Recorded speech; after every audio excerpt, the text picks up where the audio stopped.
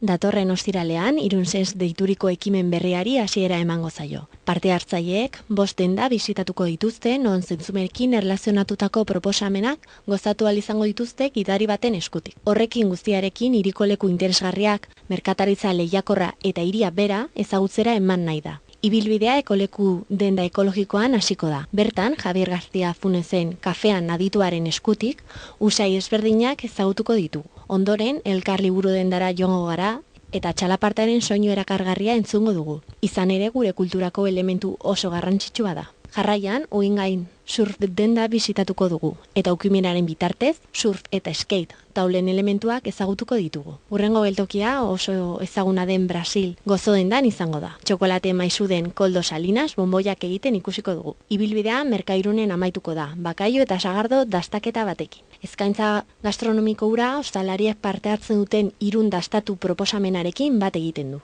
Hiritarrek 5 denda hoien produktu zozketa batean parte hartuko dute. Bizipen berri hau honela definitu dute. Muy buena, a mí me ha gustado mucho desde que hemos empezado hasta, no sé, todo me ha parecido muy bien, o sea, siempre tienes alguno que te gusta más que otras cosas, pero yo, la verdad, me ha encantado.